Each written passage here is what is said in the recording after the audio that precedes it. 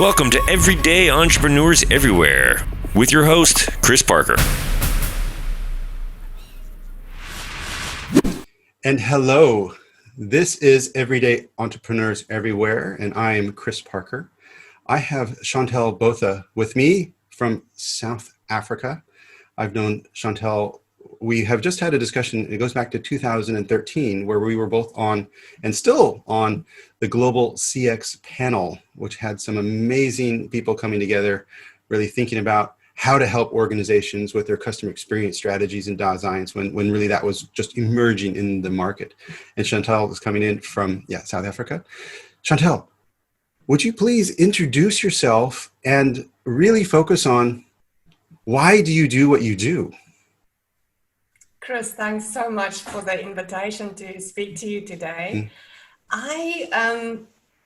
We have gone through various iterations of, our own brand essence and our own brand promise. And I think we've ended up in a place where, I get up every morning to help ordinary people and brands do extraordinary things. And that's really, I love to teach people how to transform their experiences into something magnificent. And what is it that motivates you to do that? Because you've been working and becoming a master in that for, well, as long as I have known you. So what is the sort of the wind behind your sails on helping people in that way?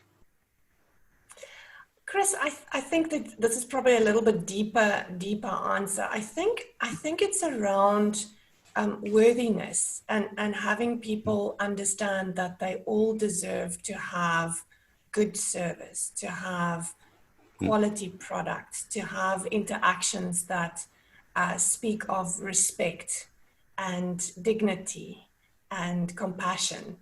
And I think in the work that I do with teams and with individuals, when I see their eyes light up, and when I see those aha moments to say, I can do this is really not hard. It takes discipline, but the things we teach people are not hard. Well, that energizes me. I can see that. And you just said it's not hard. If it was not hard, why doesn't everyone do it? Meaning why is not torturing your customers not more common? Because it seems like that real customer delight, customer focus, true customer empathy is for some reason a bit of a rarity still. Do you have any idea why? I can speculate and tell you my opinion on that. Right. I think I think we're dealing with just a deficit of pride. People just don't take pride in that anymore. Wow. Yeah. And I think we've disconnected people from their roles. I think we've transactionalized everything so that people don't know why they do what they do anymore. So I think it's about bringing pride back. Often brands ask me, Chantel, can you come and help us? Can you teach our people how to live our brand? Can you make them live our brand? And I want to believe that I can make people do things. Like you put together some sort of concoction and inject them with, brand values.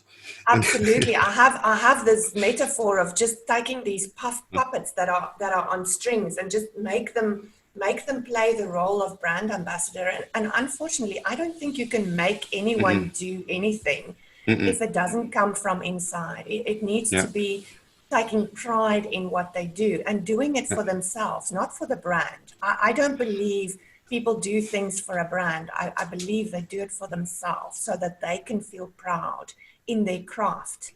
And I think we've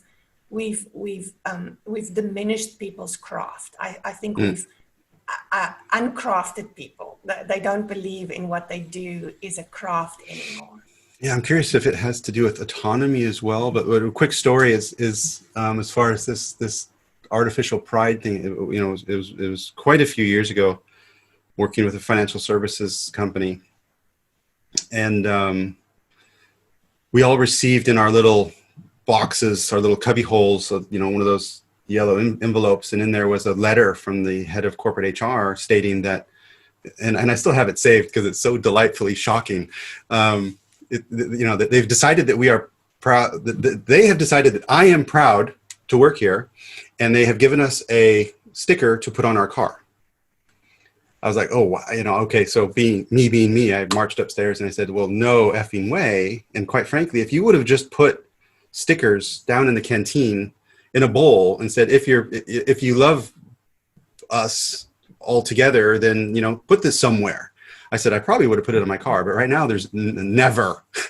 It was, so for me, pride also comes back to, and you called it transactionalized. I'm curious because, and in my world, I also call it a bit autonomy, that the worker is disconnected from what they're really doing and who they're really doing it for. And they don't oftentimes have power to actually do their craft. So not only have they been emotionally sort of transactionalized away from their real work, but even if they wanted to do their work in their own way or solve customer problems in their own way, they don't even have the power for that. Do you see that as part of it as well, or? Yeah, I sometimes I look at especially the large financial services environments where you've got call centers that have operated in the same way for years and years and years. And, we kind of refer to the people as they've just become cubicle slaves. Even if you give them the autonomy and even if you give them authority, they rarely step outside of the box. And when you explore further, some of the boundaries that they perceive is not real boundaries. It's just over time they've become so hurt by the system that they stop trying.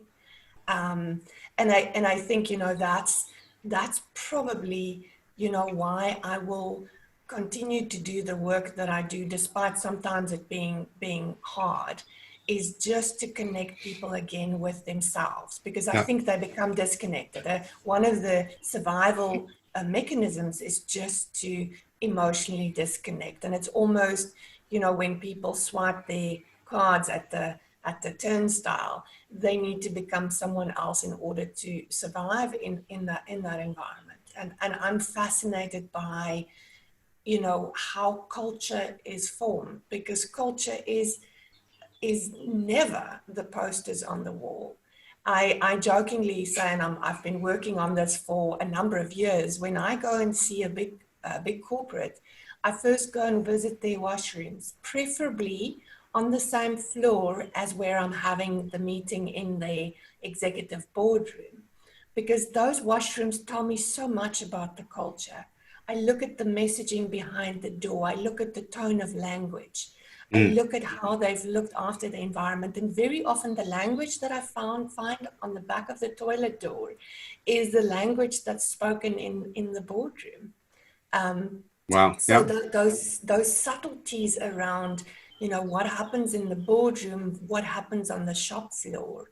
And I was so fascinated by this that during March this year, I went on a culture tour to the USA, and I spent some time with the Ritz-Carlton on their executive program and with Zappos.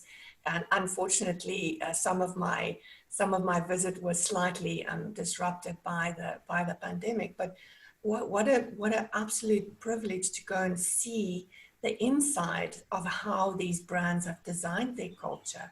And a little bit of my obsession was I wanted to see where it breaks, because some of it, when you read it, it's just too good to be true. And it was really a great experience for me to see, the most junior employee, how much do they really embrace of that spoken culture. What did you discover in the toilets of Zappos? Fun. It was just as funky and as fun. And, beautiful little Post-it notes with messages on the mirrors, just playful and fun. I think the one thing about Zappos is I couldn't, even the things that went wrong, in the way that they handled the things that went wrong, you could really see them live the culture. In your work, it's very easy sometimes, and I know you're not, but it's very easy to point at the employees or point to the managers. But for me, there's always this is a dance between people. People typically, in these cubicle people you spoke about, and sometimes we call people leaders. I don't like that because anyone can effectively, demonstrate leadership in any context. Do you provide your magic for the leadership level or the whole employee population, or how do you go through that intervention or transformation with the company? It usually starts with the leadership. We've seen, in all the years that I've done this work, I first as a consultant within a big organization, I have many failures that I can tell you about, and most of those failures are, I call it pushing spaghetti up a hill, trying to get to get leadership to buy in, and trying to get them to approve more budget and give us the authority. And I think, now that I run my own business, I want to work with leaders who authentically want to create a better environment for their employees and for their customers. Yeah. And if they don't want that, then, I don't want to work with them. So I think I've become very specific in the types of organizations and leaders I want to work with. I jokingly say, I'm in menopause, my soul is in a hurry. I just want to work with people who want to make an impact in this world, So I think it really does start with leadership. And one of the early contracting that I do with the executive teams I work with is that we will be honest with each other and we'll hold each other accountable. And some of the difficult discussions I've had with those leaders when they make decisions that's not aligned with the vision and not aligned with the purpose is to bring them back to say either your vision or your purpose is wrong or this decision is wrong. Let's be open. We contracted this openness and accountability. So I think sometimes leaders, they kind of lose their way. And I think it's a very lonely place. To be an executive, and I think often the different pressures. One of the things we do, and I love empathy mapping as a tool. I do empathy mapping for each and every one of the leaders that I work with, because I want to understand what keeps them awake at night. What are some of their dreams and visions? Because that really helps me to come and support them from a place of empathy, not from a place that I know better than them. Yeah, can you, for the audience, and I have seen on your website, I think you've done some training on that included empathy mapping recently as well. Can you give us just a few words on what is empathy mapping and how do you use it? And I guess what's the value of it? So I would say, just layman's, without going into kind of a academic explanation about design thinking, empathy mapping for me is really looking at the human from a human perspective, from an emotional perspective, to really understand what's happening in this person's life. What are they looking for from life? And what are the things that really challenge them? What's the superpowers that they would love to have? What is their kryptonite? What's gonna hurt them? What's gonna harm them? Ultimately, if you have a deep understanding, or even if you just frame someone's behavior within the context of what are they afraid of? I see so much corporate bullying. I see so much rage and anger sometimes. And, I've got one simple rule: behind anger and rage, there's always fear. And if I can understand what someone's afraid of, and that's really what you look at those dimensions in empathy mapping. And, I draw a lot of pictures, and sometimes I visualize these things, which means that when I'm working with leaders, I can design an experience that's going to help them combat fear. I think we're all in the business of combating fear. Wow. And I'm curious if you can run a bit of a empathy map on yourself a little bit. The terms that have been used to describe you are innovation magician, and brand warrior, and those seem to be like superpowers to me. So is it? So what is the empathy, innovation magician? That is so amazingly powerful and sparkling and magical. Does that describe what would be part of your empathy map? Yeah, I mean, I think, I care deeply for people, and part of what, at the moment, what makes me lie awake at night is, you know, just are people gonna get through this? There's lonely people. There's people that do not have all the privileges that I have. So that's what keeps me awake at night. And I think around, my own team, my business, the transformation work we do, I cry real tears. I get energized by working with groups of people, and I can't do that right now. So I think just I've had in the last few months, I've had to be a little bit more kinder with myself. It's one thing to say I'm an innovation magician, and I actually have a degree in mathematics, and someone introduced me at a conference one day mistakenly to say she wanted to say I'm a mathematician, and then she said I'm a magician, and it kind of stuck. Okay. It kind of stuck. But I think sometimes just using some of that magic on myself and not being so self-critical. Yeah. And, I want to have an impact on the world. And this has been a difficult transition because I can't do what I did before.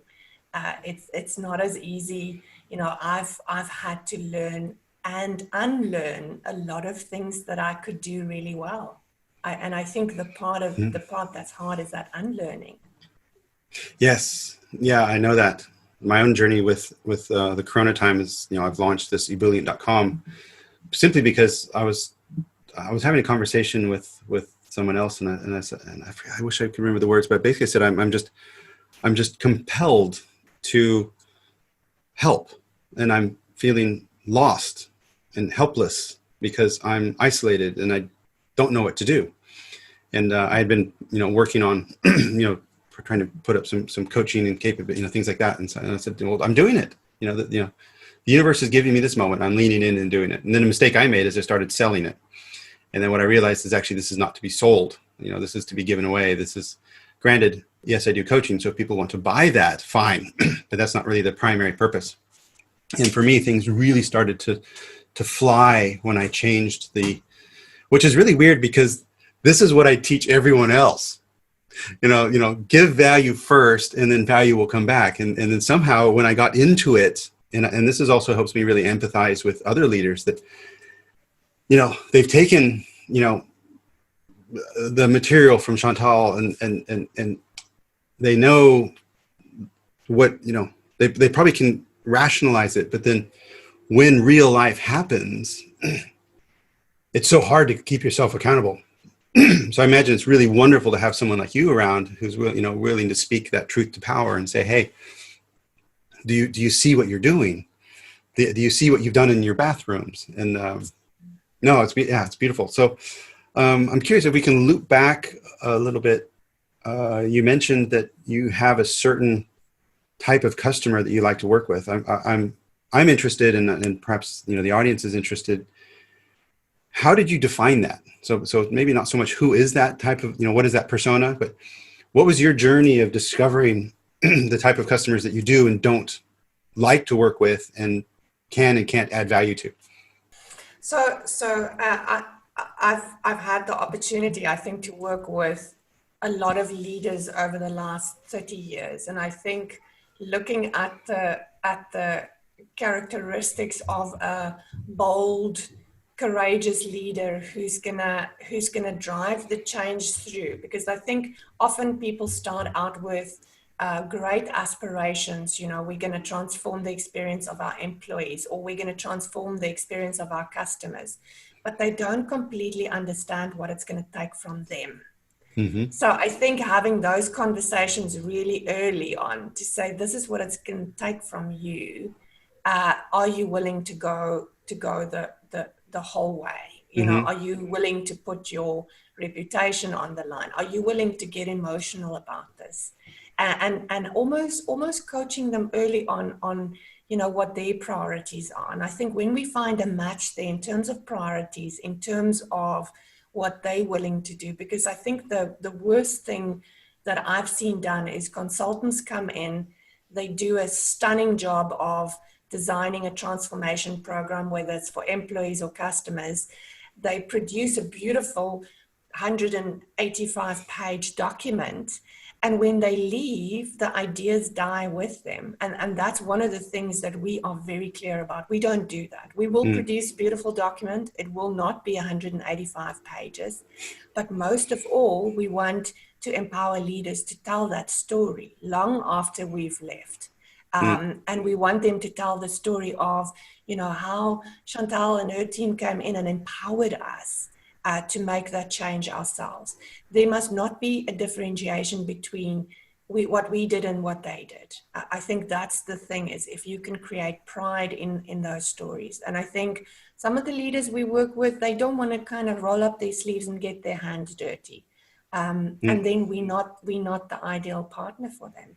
And speaking as an entrepreneur, it's taken a long time to know who we want to work with. It's taken a long time to be so bold and so honest about what we do, and most of all, what we don't do. Often it's more important to tell people what you don't do than, this is my shelf of my products, and, this is what my products can do for you. Yeah, a mentor of mine about midway through my career, because I was, I'm very passionate. One of my superpowers is just being so emotionally vested in the projects I work on. And that also makes me very vulnerable. And he pulled me aside one time and he said, well, just realize that a person who wants the business to succeed more than the leadership will suffer. The leadership won't suffer. So he said, basically, Chris, decide if you want to suffer. And I think that was, well, that has really stuck with me, because it's like, oh, I'm doing this to myself, actually, by choosing, what engagements to get involved in, or who to work for, and what jobs to have. I'm curious, Chantel, have you ever seen a manager or an executive who did not get it, meaning did not get the need to take care of the customers in order to take care of the employees in order to take care of the customers? If that is just a bucket for all that magic that you bring. Have you ever seen an executive or a human go from true disbeliever into true advocate? Yeah, I mean, Chris, I think a lot of the discussions that I've been party to, when people have this argument about, do we need to look at customer experience? Do we need to improve our customer experience? Usually it's the money discussion that comes up first, to say, okay, show me the ROI, show me, and very often, people come to me and say, I don't like our CFO, all they can think about is the money. And you know what? That's their job. They get paid to be the critic in the room. And I think a lot of, my own success as a leader of my business is to have those discussions, to say to them, yes, absolutely. You need to look at return on investment. You also need to look at return on relationship. And one of the first techniques that I learned years ago from a guy called David McQuillan, he was the head of customer experience at Credit Suisse. And he had this technique that he called immersion, where you let people just do business with their own company as if they're a customer. Now, I've had many of those sessions. My first one, if I can quickly tell you the story of that, the first one, the very first customer experience transformation program that I ran maybe 13 or 14 years ago, was for a life insurance company. And we kind of did very high level journey mapping, and we found that, you know, the death claim is the real moment of truth when you have life insurance, and the relationship changes because it's not with the customer, it's whoever's left behind that the relationship continues with. And I was working with this executive committee, and let's just say deeply introverted actuaries, the pants and their jackets and their socks and their shoes all the same color, whether it's gray or black. And I walked into this boardroom, and I handed them each an envelope, and they were skeptical. You know, they called us the boobs and balloons team because we were so looking at empathy and looking at emotion. And I walked into this boardroom, and I handed them each an envelope, and I said, this is our time here together. We've got a workshop of 2 hours, and what we're going to be doing today is an immersion, and, you know, please open your envelope. And each of the envelopes had a death claims form in it, and they had a black pen and a red pen, and they had to imagine their life partner or one of their children had just passed away, and they had to fill in the form. And first, you know, when they took out the form, they said, no, we don't have time for this. I said, I suggest you make time for this. And they had a really, really hard time filling in this form because it was painful. It was long. In many, many places, it referred to their loved one as the deceased, and they got it. And I think that is part of the magic, and it's real kind of common sense. Part of that magic is you need to let them feel it under their skins. They're not going to change unless you evoke some kind of an emotion. Now, the people who had lost a loved one, or the people who were really afraid of losing a loved one, it sparked emotion with them. They asked, well, why do we do this? Why do we ask the broker code at the top of the form? Why do we refer to the person as the deceased? You know, why do we ask for the same information 3 times in different places on the form? And by the way, I found out it was to detect fraud. If someone's fraudulently trying to claim. And when we looked at the fraud percentages, it was like 0.07%. And I just went, for Pete's sake, you're punishing so many people that are in trauma that need to fill in this form. So there's techniques like that. Some days I thought my access card wouldn't work the next day because I was brave and I showed courage. And I think that the thing about doing things like that, if your motive is right, and my motive is always make it better for the loved ones, make it better for the customer, make it better for the employee. If your motives are pure, people give you a lot of license to do things that would have otherwise been frowned upon. Wow. Chantel, if your motives are pure, people give you license. I love it. Your story gave me goosebumps. And very sadly, we are out of time. So the ways people can contact you are on the show notes on ebullient.com/podcast/Chantel Botha. And she's findable at brandlove.co.za or ZA, depending on where you're coming from.